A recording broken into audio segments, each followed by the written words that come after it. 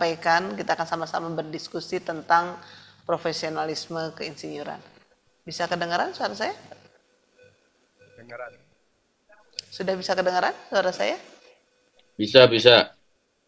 Baik. Kita bisa lanjutkan. Jadi pada hari ini kita akan berdiskusi bersama-sama mengenai profesionalisme keinsinyuran. Ini mohon menjadi catatan bahwa nanti ini akan menjadi salah satu bahan dalam penulisan studi kasus. Jadi pada kesempatan ini kita suatu kebanggaan bahwa kita pada hari ini bisa mengundang narasumber Dr. Insinyur Dewi Gentana, diplom geotermal MM. Beliau adalah memiliki pengalaman kerja di Pertamina, nanti akan disampaikan. Kemudian juga sekarang juga masih aktif sebagai dosen luar biasa atau praktisi baik di Universitas Padjadjaran maupun di Kementerian Pendidikan dan Kebudayaan. Juga aktif sebagai independent geologist. Nah, bagaimana Bu Dewi ini atau Dr. Dewi ini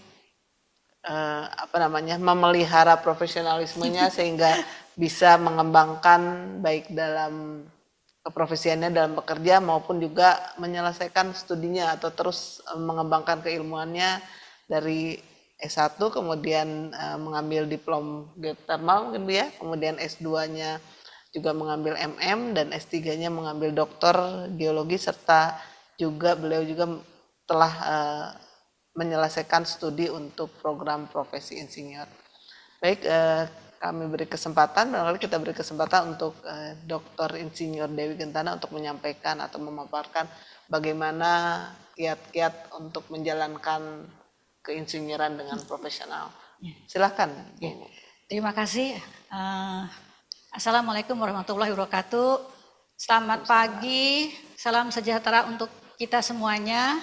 Pertama saya mengucapkan terima kasih kepada Prof.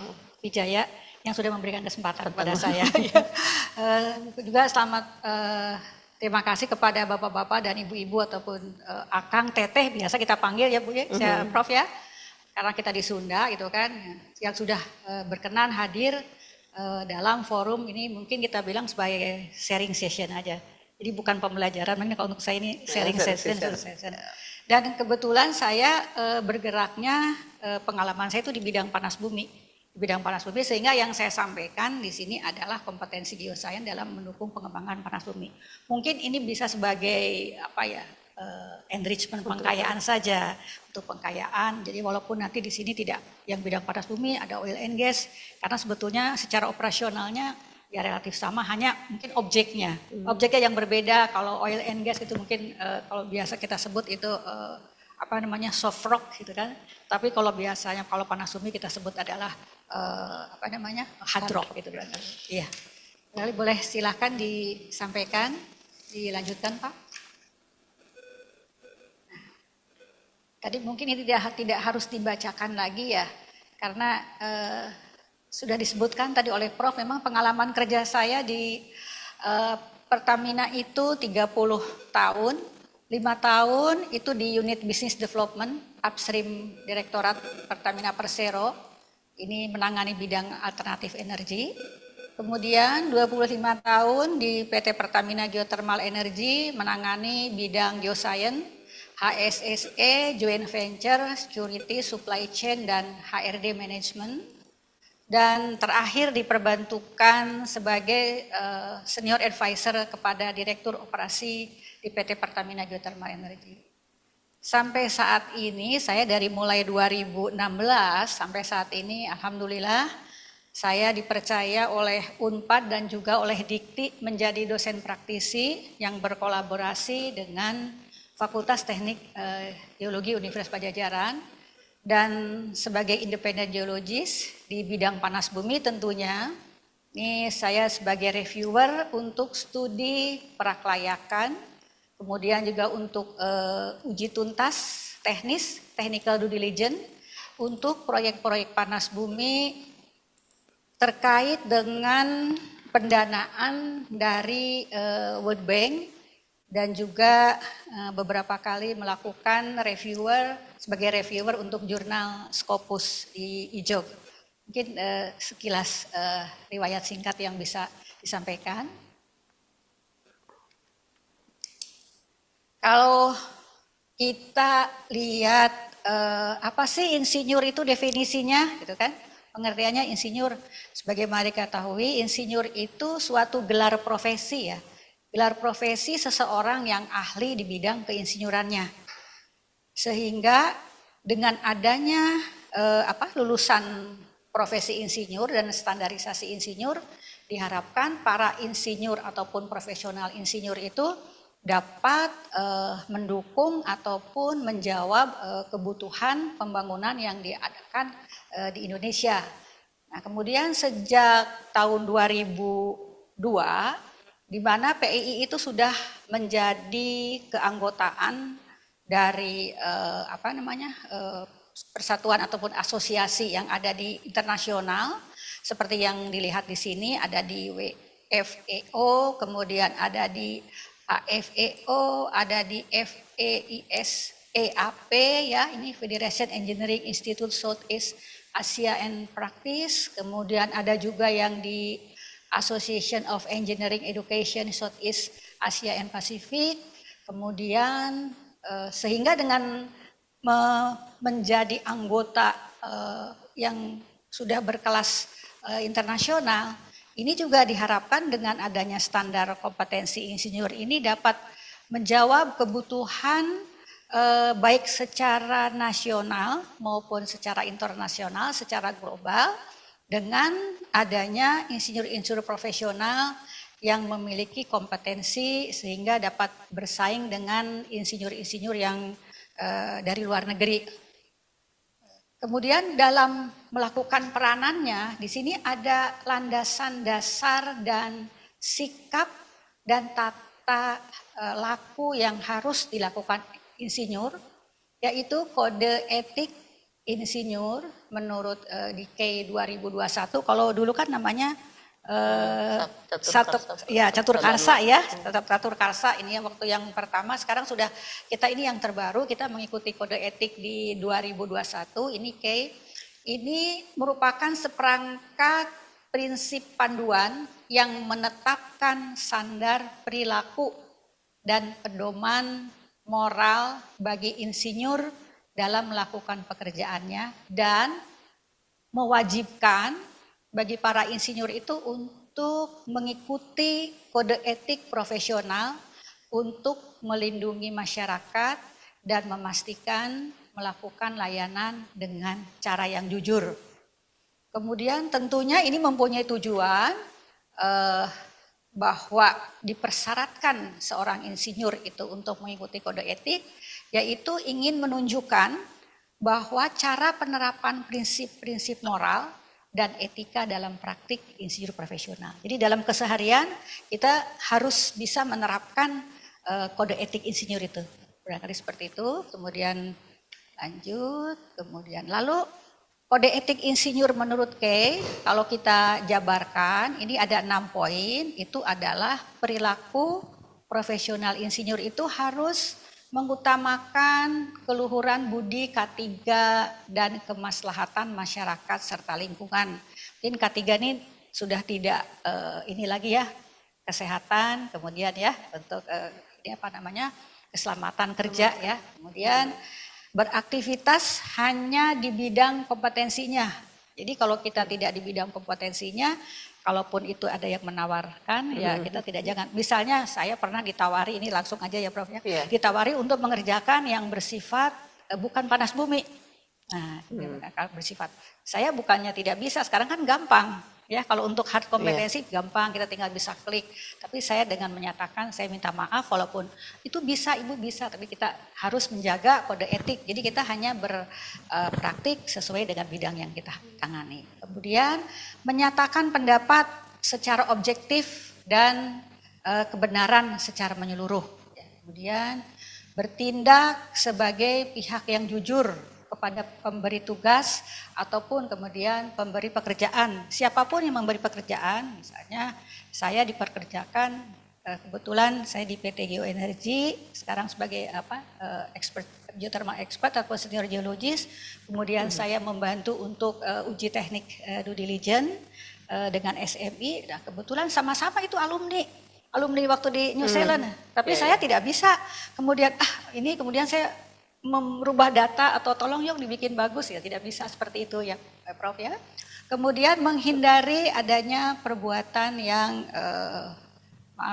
yang mengelabui, artinya tadi tidak jujur itu seperti itu. Jadi data-data yang kita sampaikan itu harus betul-betul data yang otentik, yang diuji kebenarannya. Kemudian tentunya ini berlaku terhormat, jadi bertanggung jawab, berbudi luhur, taat hukum, demi menjunjung tinggi martabat, reputasi, keberdayaan profesi. Karena keberdayaan profesi ini tidak hanya saat ini saja, kita harapkan berkelanjutan sampai sesuai dengan kemajuan teknologi. Jadi keberdayaan profesi terus kita berkembang, kita ikutin, jangan sampai ada perilaku kita yang kurang baik terus kemudian kita menjadi ternyata ini insinyur yang dari kemudian apakah itu dari alumni, apakah itu dari perusahaan, menjadi kurang baik. Jadi citranya juga tidak membawa pribadi saja. Kemudian di sini bagaimana aturan prakteknya, ini diatur sesuai dari K. Ini sebetulnya masing-masing poin ini ada 6 aturan praktik, tapi kan tidak mungkin saya tuliskan semua, tapi saya coba rangkum. Jadi intinya yang ke-1 itu aturan praktiknya hanya menyetujui dokumen teknis sesuai, saya kasih tanda merah, dengan standar yang berlaku dan menerapkan kembali lagi budaya K3LL. Jadi kalau tidak standar yang berlaku, misalnya kalau di dalam untuk dokumen-dokumen yang harus kita setujui itu ada standarnya, misalnya dalam penentuan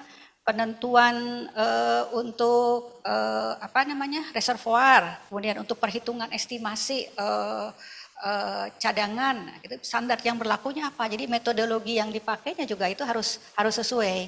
Terus kemudian hanya mengerjakan tugas memenuhi kualifikasi dan tidak diperkenankan menandatangani apapun pada dokumen yang tidak berhubungan dengan kompetensi yang dimiliki. Nah ini tadi Prof, ini berhubungan dengan berpraktik hanya di bidang kompetensinya.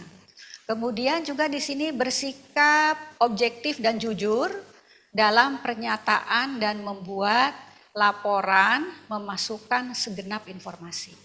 Jadi kalau kita misalnya melakukan suatu kajian, tentunya kita harus melakukan berdasarkan, misalnya kalau untuk kajian geologi kita sudah mulai melakukan hasil interpretasi ataupun analisis dari permukaan. Seperti itu kalau untuk yang geologi mungkin bedanya, mungkin baik itu untuk minyak, baik pun itu untuk batu bara dan untuk yang lain. Jadi hasil permukaan kita harus interpretasi analisis seperti apa, kemudian kita juga bagaimana hasil geologi detail ya, mapping detailnya, kemudian juga selesai itu kita langsung subsurface-nya seperti apa, sehingga pada semua saat kita terintegrasi. Jadi data geologi, geokimia, geosains itu harus data yang terintegrasi secara keseluruhan seperti itu. Kemudian jadi ini berdasarkan pengetahuan, fakta, dan kompetensi. Jadi semua informasi yang ada dari mulai permukaan, bawah permukaan, termasuk itu hasil interpretasi analisisnya, termasuk laboratorium. Laboratorium juga harus kita masukkan, dari laboratorium, kemudian validasi lapangan itu harus kita masukkan sesuai dengan fakta kompetensi. Misalnya data lapangannya, kalau itu ada karakteristik di lapangan seperti apa yang harus kita tulis. Kondisi itu seperti harus kita tulis. Kemudian mengungkapkan adanya kemungkinan resiko. Jadi jangan takut Prof, ini kalau ada resiko. Nah iya, jangan biasanya takut. kita kan tidak mau menyampaikan karena takutnya nanti ada resiko proyeknya nggak berhasil gitu kalau ya. sebetulnya begini, untuk melakukan uji teknis yang untuk World Bank itu, justru itu mencari kesalahan fatal. Karena ini kan untuk eksplorasi. Pemberian dana itu yang akan diberikan oleh World Bank itu adalah untuk eksplorasi. Di mana eksplorasi panas bumi ini suatu isu yang sampai saat ini biaya yang sangat tinggi gitu kan. Nah itu justru untuk mencari kesalahan. Jadi resiko yang paling mana, yang paling mungkin paling ada, tapi kemudian kita harus bisa memitigasi. Jadi mitigasinya nanti akan resikonya menjadi menurun.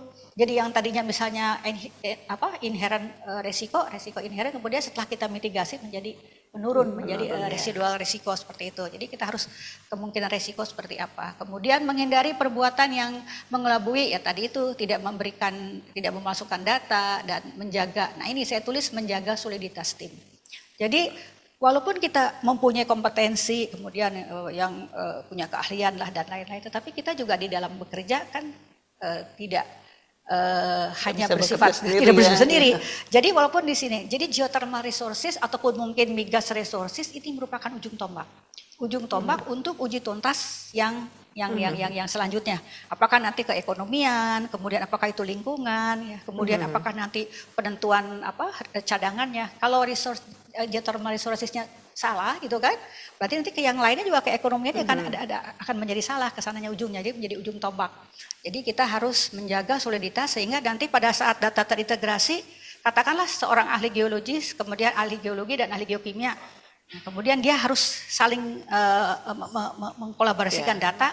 Kemudian kalau kita seandainya tidak, seperti saya, misalnya saya tidak berpengalaman dalam geofisis, tapi saya menghargai keahlian yang dimiliki oleh yang orang lain yang saya tidak miliki, kemudian kita sinergikan data tersebut, kita kolaborasikan sehingga data yang kita peroleh hasil integrasi itu adalah sangat-sangat komprehensif dan bisa diuji kebenarannya, karena itu kita lihat itu kelengkapan datanya seperti apa, kemudian kualitas data.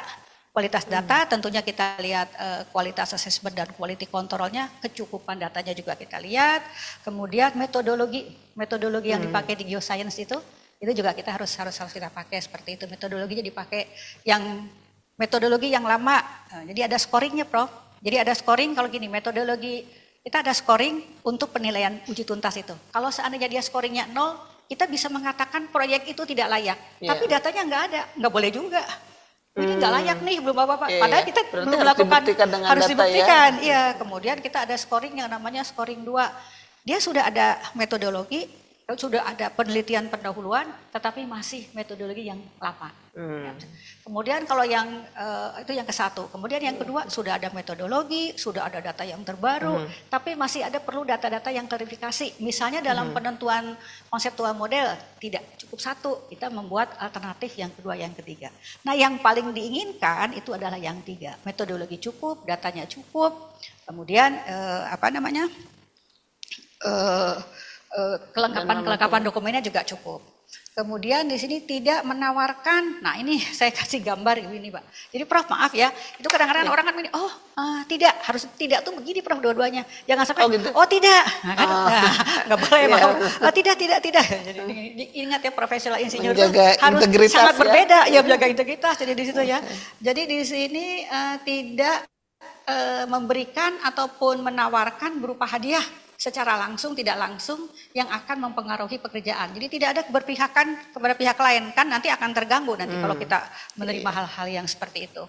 Terus kemudian kita langsungkan lagi, nah ini prinsip dasar profesionalisme keinsinyur ini adalah kalau menurut Undang-Undang Nomor 11 2014, jadi praktek keinsinyuran itu didasari pada perilaku yang sudah kita sudah menjadi orang yang sangat ideal. Jadi dalam bekerja tuh betul-betul sudah ideal. Di sini kita harus meningkatkan profesionalisme keinsinyuran untuk meningkatkan nilai tambah dan daya guna secara berkelanjutan. Jadi kalau ada teknologi baru, ada ilmu baru, ya kita harus mau meningkatkan. Kemudian meningkatkan kompetensi diri. Ini harus mau belajar, ini jangan saya sudah pengalaman 30 tahun, 20 tahun, saya nggak mau tahu, ini saya rasanya sudah benar. Tidak bisa seperti itu kalau insinyur yang profesional itu. Jadi harus mau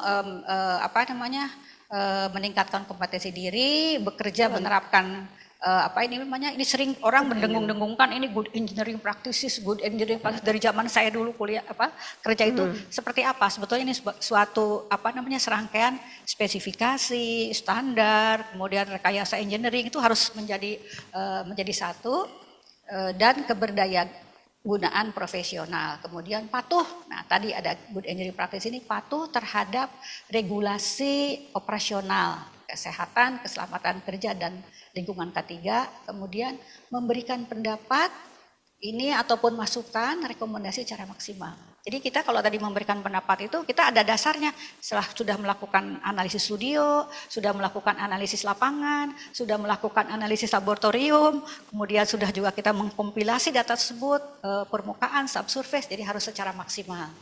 Sehingga di sini aplikasinya seperti apa nih kalau jadi praktik dasar yang dianggap perilaku yang ideal ini ya kita lihat praktik profesional ini aplikasinya selain mengoptimalkan kemampuan kompetensi diri, ini saya tulis merah kompetensi diri, tapi kita juga harus mengoptimalkan sumber daya termasuk SDM. Mau teknologinya bagus, Ya, SDM, meningkat, ya. kalau SDM-nya kurang, tentunya ini kan juga sangat berpengaruh ya. Kemudian merupakan di mana di sini SDM itu sebetulnya merupakan aset perusahaan. Biasa kita sebut, biasanya kalau ada proyek-proyek, ini proyek strategis nasional, ini proyek strategis nasional. Tapi begitu sudah itu proyek strategis nasional pada saat proyek itu mau berlangsung, mungkin tahapan eksplorasi. Tapi kita juga harus melihat bagaimana sesudah eksplorasi berjalan dan saat dilakukannya operasional. Itu harus sebagai objek vital nasional. Jadi seperti itu. Karena di sini dan memastikan kegiatan operasional di lapangan ataupun proyek mengutamakan penerapan safety behavior.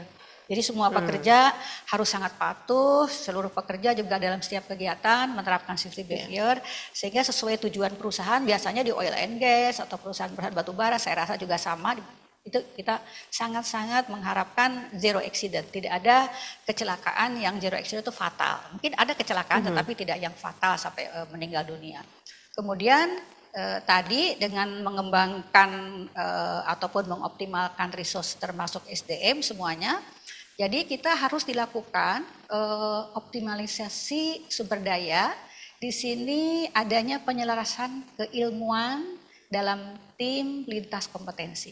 Jadi ada penyelarasan keilmuan dalam tim lintas kompetensi. Jadi kita harus saling mengisi. Di sini saya kemudian perlu dilakukan dengan baik melalui pelatihan untuk meningkatkan budaya keselamatan yang positif terwujud di tempat kerja dan semua karyawan itu dapat bekerja dengan rasa aman, nyaman, kemudian dan percaya diri. Jadi keberhasilan tim ini berjalan secara transparan. Jadi tidak, oh ini karena saya yang bisa mengerjakan, oh karena dia yang bisa mengerjakan. Tapi keberhasilan pekerjaan itu berjalan secara transparan, solid, atas kerjasama dari semua tim yang menjunjung tinggi integritas profesi tanpa adanya konflik kepentingan. Ini pengalaman pada saat saya gambarkan, ini kenapa kok ada gambar orang, ada rig ya, orang di atas rig floor, kemudian ada casing-casing, kemudian di sebelah kanan ini.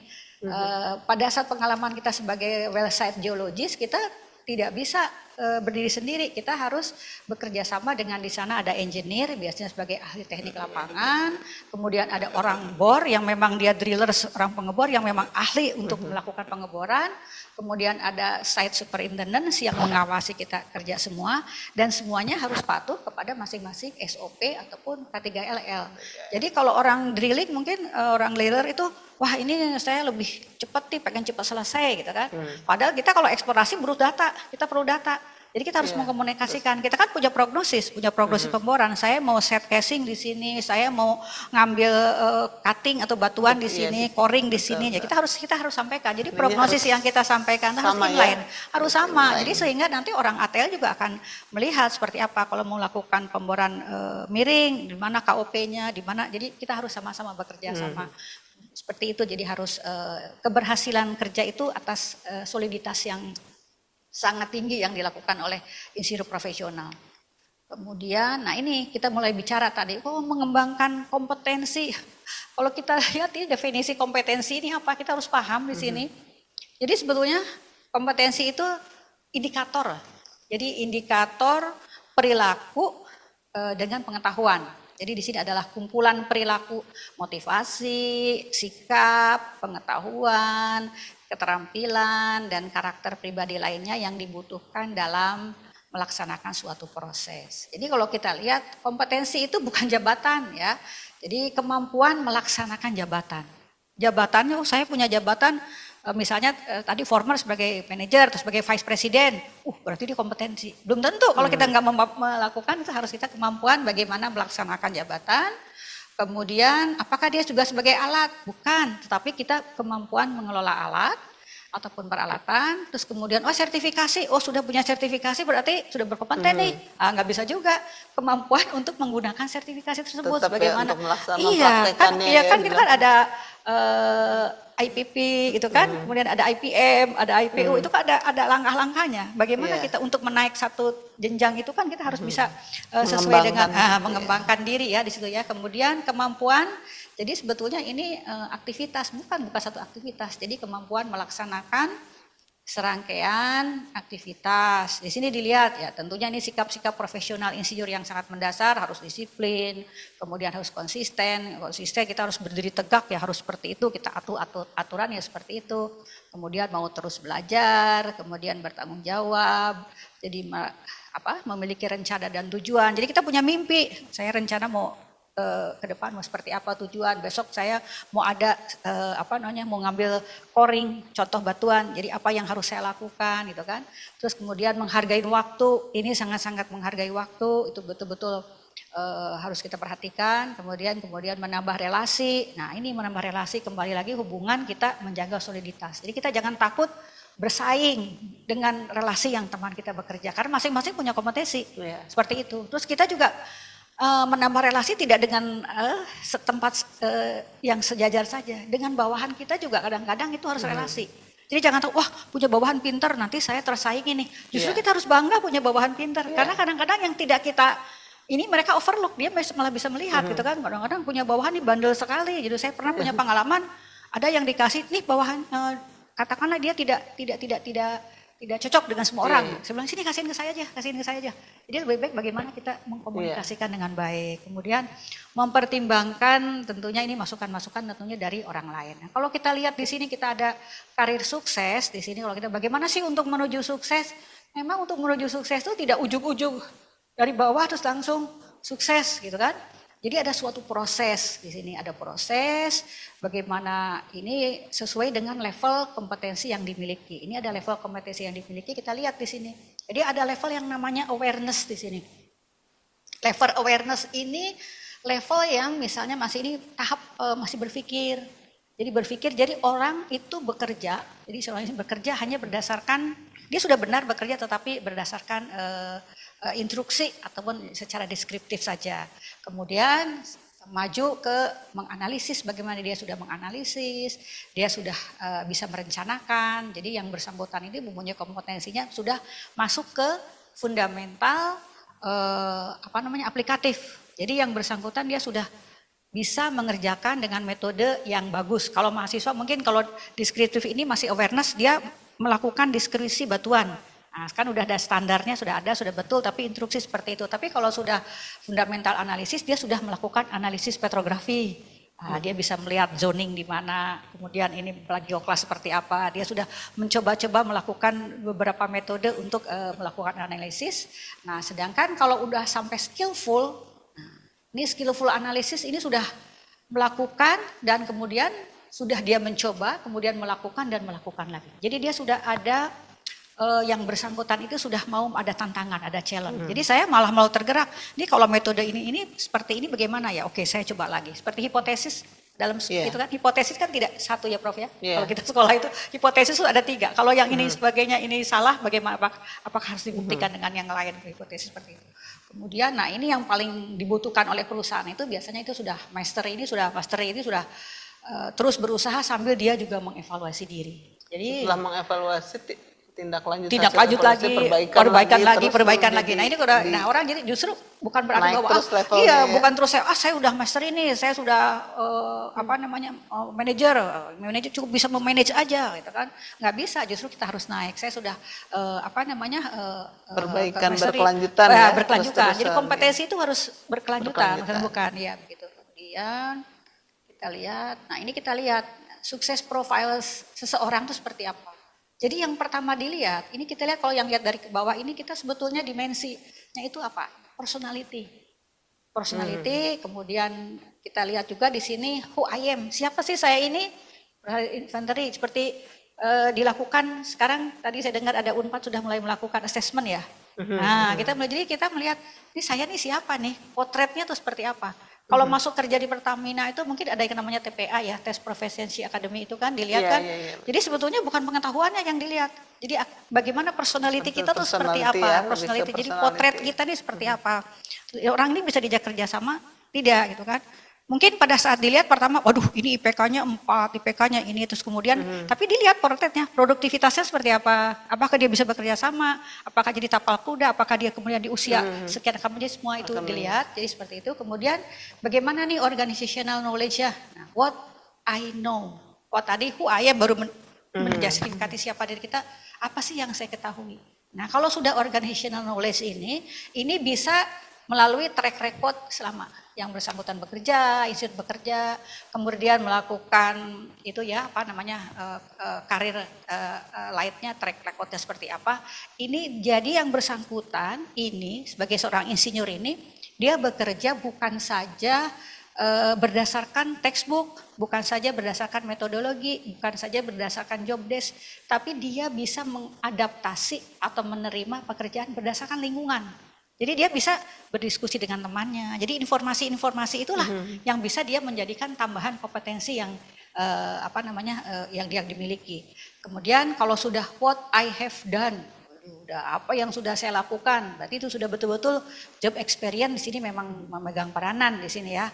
Nah ini juga biasanya kita kalau setiap mau melakukan kenaikan jabatan, kita selalu melakukan dari mulai manajer, biasa level-level manajer, kemudian sampai ke VP itu kita pakai ada assessment, assessment, ya, ada assessment khusus. Jadi di situ track recordnya seperti apa, terus karir highlightnya seperti apa, atau juga diberikan questionnaire, kemudian melakukan interview, apa sih yang sudah dilakukan. Nah, kemudian dimension yang terakhir yang dilihat ini behaviornya, sikap. Jadi sikapnya yang dilihat kembali lagi ini kompetensi itu yang dilihatnya sikap di sini. Jadi ada technical, kemudian ada motivasi. Jadi kalau orang masih levelnya itu what I can, apa sih yang bisa saya kerjakan? Nah, tetapi dia sudah mempunyai tantangan. Apa? Jadi dia sudah tidak takut lagi. Apa yang akan saya kerjakan? Dia sudah melakukan di sini challenge ataupun suatu temuan-temuan atau metodologi yang menurut dia ini harus diperbaharui. Lalu ke depan, kemudian what I will do. Lalu apa? Dengan tantangan seperti ini saya harus mengerjakan apa? Saya bisa mengerjakan apa? Saya bisa mengerjakan apa? Jadi challenge-nya sudah lebih tinggi lagi. Kalau referensinya sama di sini juga pasti ada assessment, kemudian ada multi rater survey. Nah, kalau makin ke atas ini yang menilai itu ini sudah multi level survei, kemudian ada questionnaire. Jadi penilaian di perusahaan, jadi pada saat itu kalau awal kan dulu-dulu yang menilai cuma atasan saja. Jadi kita bawahan kemudian atasan. Prof itu kan udah itu biasanya bisa ada konsep like and dislike, ya kan? Tapi kalau kita sudah penilaiannya 360 derajat itu kita KPI, kita melakukan KPI itu pencapaiannya dan dinilai salah satunya itu melalui 360. Artinya kita dinilai oleh atasan, tetapi kita juga dinilai oleh setara kita dan kita juga dinilai oleh bawahan. Tapi tidak bawahan langsung. Jadi pimpinan kita boleh menulis, kamu dinilai oleh menurut atasan kita. Kalau kita menunjuk sendiri nanti, saya mau itu teman saya nih. Jadi kan bisa aja jadi bagus, bisa jadi bagus seperti itu, bro. Jadi seperti itu. Nah, karena nanti di sini kalau kita lihat, ini untuk memenuhi dimensi daripada kompetensi yang diharapkan oleh perusahaan. Di sini dilihat. Jadi di sini gimana perusahaan kan punya visi, punya misi, terus kemudian core capability-nya seperti apa, kemudian stakeholder requirement-nya seperti apa, kemudian juga market realities. Jadi kita harus lihat pangsa pasar yang kita butuhkan itu seperti apa. Nanti di sini ada yang dilihat sebelah kiri, ini adalah sukses faktor behavior. Kembali lagi, kenapa kok sukses faktor behavior di sebelah kiri gitu, kok tidak sebelah kanan? Karena memang ini semua sukses faktor behavior kita dimensi behavior tadi. Jadi soft kompetensi, personal kompetensi, behavior kompetensi, ini semua harus di upgrade ya sebagai oleh seorang insinyur tadi dengan menjalankan kode etik. Kalau kita tidak punya kode etik atau etika profesionalnya mungkin ya seperti kalau seandainya kalau dimensi teknik bisa lihat hard kompetensi kita bisa baca buku, kita bisa klik gitu kan. Bisnis kompetensi, teknikal banyak ilmunya sekarang, udah bisa canggih, bisa mau kemana-mana. Kemudian bisa sekolah, tapi kalau soft kompetensi nggak bisa. Nah, ini kode etiknya harus dipakai. Kalau praktik profesional insinyur, kode etika yang tadi itu harus dipakai. Kemudian kemampuan pengelolaan diri dan lingkungan, kembali lagi. Jadi jangan kekeh. Kalau orang sudah bilang kekeh suruh saya yang paling pinter.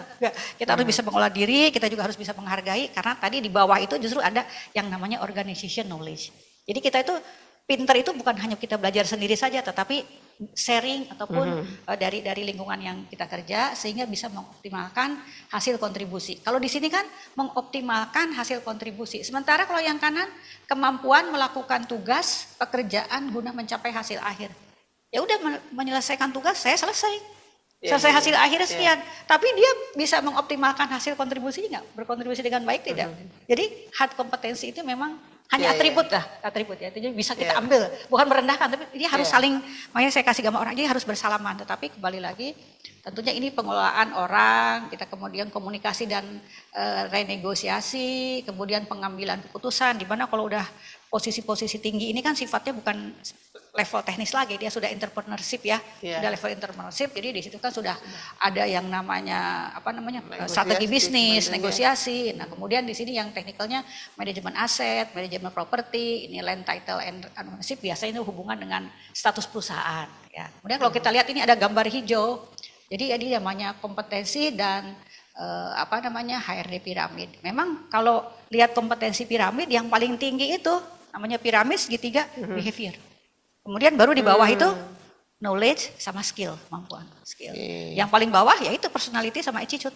Jadi nah karena attitude itu di sini kita juga dilihat jadi dasar juga ya. Iya, jadi dasar. Jadi itu yang attitude itu dasar, kembali lagi personality tadi profile itu. Kemudian baru skill sama knowledgement, terus kemudian baru yang paling atas tuh behavior. Itu piramid kompetensi. Nah, sehingga kenapa? Jadi kalau attitude itu dilihat kemampuan seseorang itu bisa menyelesaikan pekerjaannya, makanya ada yang namanya di sini kalau kita mapping pekerja gitu, itu ada yang namanya istilahnya ability dan willingness. Jadi ada. Jadi ability dan willingness kita lihat. Kalau seseorang itu dia punya kemampuan, dia able, kemudian dia willingness. Itu tujuan perusahaan. Kita ingin seperti itu. Dia able, dia tujuan perusahaan, kemudian dia juga willingness. Ini bisa dipakai sebagai ini role model. Bisa dikatakan role model atau agent of change. Jadi bisa mempengaruhi teman-temannya hal yang baik. Tapi ada juga yang menjadi B. Dia not able tapi dia willing. Not able. Bisa juga. Iya. Itu perusahaan. Ya kan tidak mungkin semua orang punya tadi yang hard kompetensinya yang baik ya. Tapi dia punya willingness, ada masih punya yang baik. Nah, sehingga yang bersangkutan bisa kita lihat gampang ini. Kita telusuri aja di mana nih yang not able-nya. Kita bisa sekolahkan, bisa training kan, bisa itu. Sehingga nanti menjadi A. Masih bisa A. Nah, tapi ada yang punya not able, dia punya ability, tapi dia not willing. Nah, bahaya itu. Dia pintar tapi not willing. Itu bisa diprovokasi. Jadi dia menggunjing, tidak puas, ya di lingkungan kerja seperti itu. Dan ada itu yang sudah diperbaiki. Ya itu. Jadi ada treatmentnya. Nanti kita nanti biasa dipanggil di tempat kita tiap hari ada. Kita nanti waktu itu diskusi dengan orang semacam dari lembaga psikiater dan psikologi dari UI waktu itu. Jadi dikasih tahu gitu kan. Jadi dikasih masih bisa supaya dia bisa menjadi A. Nah kalau itu kan harusnya kan memang seperti itu dibina supaya dia bisa jadi A. Terus kemudian ada lagi dia not able, not willing. Wah, itu kita udah susah lagi nih. Ya itu bukan dibina lagi. Jadi yang tadi able tapi tidak willing, kemudian not able, not willing, ya dibina juga. Tapi maaf saja, kadang-kadang kita istilahnya kalau orang bicara kompetensi ini kalau perusahaan dibina juga Prof, tapi dibinasakan. Oh, dibinasakan. Mohon maaf. Jadi ya terpaksa dia tidak bisa memegang jabatan struktural, kemudian penilaian. Jadi penilaiannya juga dia jangan protes pada saat penilaian remunerasi dan yang lain-lain.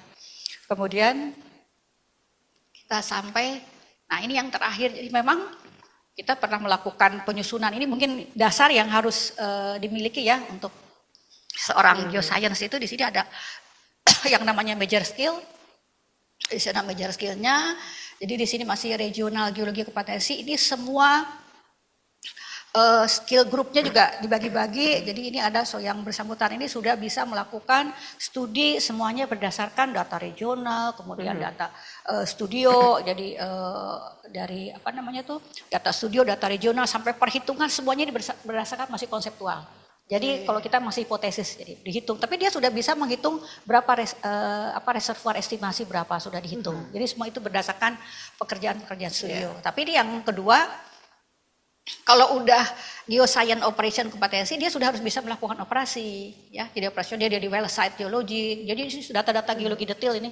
Jadi sudah mapping geologi detail. Jadi data sudah bisa membuat prognosis, dia sudah bisa memahami seperti itu. Kemudian dia juga sudah bisa mencampur tadi tiga data 3G terintegrasi. Jadi kalau di geokimia, geologi dan geofisik, ya. Terus kemudian di sini ada juga sudah ini geoscience, evaluation dan interpretation kompetensi. Ini sudah datanya sudah memang ini sudah well data. Dia sudah bisa menganalisis data-data sumur, misalnya apakah pengukuran KST, temperatur bawah permukaan, kemudian data-data dari logging gitu ya, dari selam bersih yang seperti itu kita lakukan. Ini sudah bisa seperti itu. Dan kemudian yang terakhir ini adalah integrated subsurface analysis kompetensi. Jadi dia sudah bisa mencakup semua data yang terintegrasi, bahkan ini di sini ada di paling bawah ada yang namanya ini ada special analysis juga. Ini ada tambahan ya di sini ya, kalau nggak salah ini ada spesifik analisis. Jadi dia sudah harus tahu rock fisiknya seperti apa, kemudian geometrik daripada si batuan seperti apa. Jadi geoteknik ya, geomekanik gitu ya. Karena nanti apakah nanti terjadi di sini sudah mulai perancangan ke pemipaan, misalnya nanti terjadi apakah terjadi subsiden atau seperti apa. Jadi sudah mencakup. Ini adalah spesifik ya. Iya, sudah spesifik, dan yang dipakai di atas ini sudah harus mulai skillful di sini. Skillful kompetensi sampai mastery. Jadi orang-orang yang kerja seperti itu sudah sampai skillful. Jadi yang tadi yang mapping itu misalnya yang level masih fresh graduate itu kan dia masih profesional tapi masih general. Nah, kemudian seperti itu ya. Kemudian tapi kalau ini sudah memang profesional dan dia sudah tahu ke ahli-ahlinya seperti itu. Barangkali sepertinya selesai deh sampai di sini terakhir. Oh, ini ada tadi saya menuliskan di dalam materi ada angka 1, angka 2, angka 3. Jadi sebetulnya ini referensi yang saya ambil. Jadi yang referensi saya ambil. Itu juga menjaga etika juga. Iya, menjaga etika. Jadi saya mengambil menjaga etika, kemudian juga saya ambil ini kebetulan waktu itu terakhir saya kerja di sana itu 2015, kemudian 2016 perbantungan memang diminta untuk membuat HRD strategi untuk geothermal sebagai champion gitu di situ kan. Tapi ini juga tidak bisa dipublikasikan. Walaupun itu kami membuat bersama-sama dengan konsultan dan ini harus jalankan. Dan alhamdulillah kompetensi sampai saat ini tentunya akan berkembang, tidak sampai di situ saja, itu mendasar. Misalnya sekarang pengembangan geothermal katanya sekarang itu sudah tidak lagi karena itu mahal, kemudian tidak akan melakukan dengan teknologi yang baru biner. Jadi entalpi yang rendah itu punya temperatur rendah, sistemnya bisa dikerjakan lagi dengan biner seperti itu. Teknologi itu berkembang lagi. Kemudian hilirisasi. Sekarang geothermal juga sudah hilirisasi. Jadi air yang sudah dipakai untuk pendinginan di cooling tower, kemudian kan biasanya kan dibuang, dimanfaatkan lagi nanti bisa menggerakkan mungkin yang untuk yang turbin yang skala kecil seperti itu. Jadi memang harus terus berkembang seperti itu. Barangkali itu seperti itu. Nah ini saya hanya ingin memperlihatkan memang green energy ya, memang green energy. Di sini lihat aja kalau Prof lihat itu orang yang lagi ngambil di Dieng itu yang lagi ngambil coal itu, sementara di sananya sedang ada ablas sumur sedang di bleeding. Terus di situ juga ada macan bisa katanya panas, hangat. Macan tuh pagi-pagi kalau dia itu berjemur. Iya itu berjemur itu betul-betul waktu pas saya dulu ke lapangan, kebetulan saya join venture, saya ngawasi pekerjaan dari untuk KOB, kontrak operasi bersama. Dilihat, loh kok ada macam pagi-pagi itu kan. Kemudian ini salah satu penangkaran ekosistem di Kamojang ya, burung elang. Akhirnya uji produksi seperti itu, jadi recycle. Ini hanya ini memberikan informasi dan mungkin sudah banyak tahu salah satu energi pilihan untuk EBTKA itu adalah panas bumi. Jadi insight luar biasa nih materi sering yang sudah disampaikan oleh Bu Dewi. Terima kasih banyak. Ini saya hanya berbagi aja, karena saya sampai tadi banyak sekali pembelajaran yang bisa didapatkan seperti ini. Seorang profesional jadi tadi sudah disampaikan ada untuk profesi insinyur itu tidak lepas dari kode etik. Kode etik, kode etik kita kalau kita enggak ini jangan begini Prof. Jangan tidak jadi memang harus tidak. Terima kasih.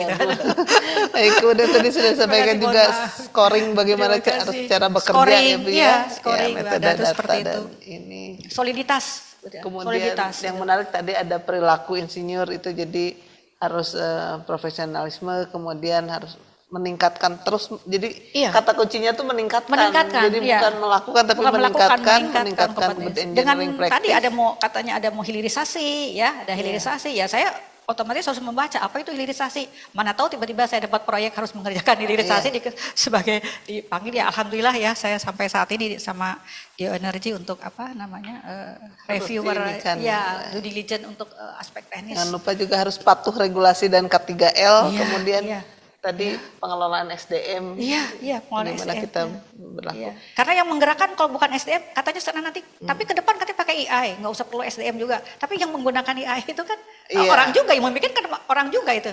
Membuat teknologi maju orang juga, artinya orang tersebut lebih canggih, kompetensinya terus meningkat. Harus meningkat supaya bisa mengikuti. Iya, seperti itu. Kemudian tadi menarik juga, kita memang tadi sebagaimana disampaikan, Unpad juga sedang kemarin baru saja melakukan asesmen. Jadi kita jangan takut untuk di-assess ya. Iya, jangan takut. Justru potret kita, jangan aduh saya takut nih. Ya, kita santai aja. Kita, supaya tadi barangkali kita ada perbaikan-perbaikan. Betul, atau juga apa namanya tadi menarik, ada seseorang yang ternyata ada seseorang yang dia memiliki hard skill yang sangat baik, bisa melakukan tapi tidak etis, tidak etis, tidak sesuai praktisi. Nah itu juga salah satu yang harus dipertimbangkan, atau kita harus terus membangun apa ya, insight lain dari profesionalisme ini. Silakan, barangkali ada tambahan.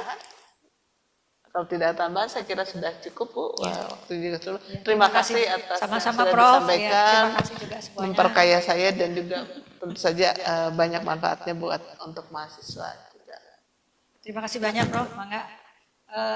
Baik, demikian yang saya sampaikan. Mudah-mudahan ini bermanfaat. Sekali lagi, jadi sebagai profesi insinyur, janganlah merasa sudah cukup dengan keilmuan, terus meningkatkan. Jadi kembali lagi untuk kemaslahatan rakyat, masyarakat pada umumnya, dan juga harus menerapkan tadi ya Prof ya, jadi harus menerapkan K3LL. Jadi supaya nanti kalau kita melakukan pekerjaan secara memenuhi K3LL, SOP-nya betul, jadi kita tidak akan ada lagi pemunduran di dalam ataupun gangguan terhadap proyek. Dulu dikenal biasanya disebut otobos.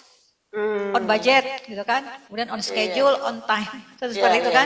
Jadi on time, on budget, and on schedule. Jadi tidak, kalau kita mundur kan biayanya akan mahal, ya seperti itu. Jadi mungkin cukup dari saya sekian.